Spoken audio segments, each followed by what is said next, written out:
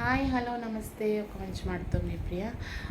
లైఫ్లో అతి పెద్ద శత్రువు అనేది ఏదైనా ఉంటే దేన్నైనా మనం సాధించాలి అనుకునేలా ఉంటే అది ఫస్ట్ ఏంటంటే మొబైల్. అది పిల్లలకైనా పెద్దలకైనా ఎస్ ఎవరికైనా ఈ ఫోన్ని సాధించడం అనేది ఒక పెద్ద టాస్కే.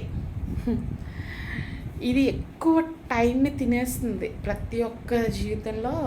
ఈ మొబైల్ అనేది రిలేషన్షిప్స్లో పేరెంట్స్ పిల్లలతో గడపకుండా ఉండడానికి, పిల్లలు పేరెంట్స్తో గడపకుండా ఉండడానికి, హస్బెండ్ వైఫ్తో గడపకుండా ఉండడానికి, వైఫ్ హస్బెండ్తో గడపకుండా ఉండడానికి మీ టైం అంతా ఈ ఫోన్కే కేటాయిస్తున్నారప్ప.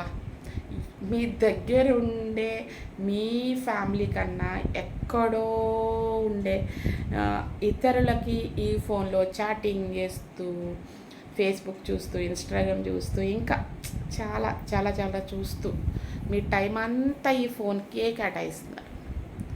దేనైనా లేకపోతే బ్రతుకుతారు కానీ మనిషి అట్లీస్ట్ తిండి లేకపోయినా బ్రతుకుతాడేమో కానీ ఫోన్ లేకుండా బ్రతకడం అనేది కష్టం. ఎక్కువ క్రిస్టియన్స్లో ఫాస్టింగ్ ప్రేయర్స్ పెడతా ఉంటారు కదా, ఉపవాస ప్రార్థనలు. నాకేమనిపిస్తుందంటే ఈ ఫాస్టింగ్ ప్రేయర్స్ కన్నా ఈ మొబైల్ లేని ప్రేయర్స్ పెడితే బాగుంది అనిపిస్తుంది. అంటే ఫాస్టింగ్ ప్రేయర్స్లో మనం ఫుడ్ ఎలా అయితే తినమో ఈ మొబైల్ లేకుండా మనిషి ఒక 2-3 డేస్ అయినా బ్రతకగలడా అంటే కష్టమే అనిపిస్తుంది. అంటే అంత డిపెండ్ అయిపోయాడు మనిషి.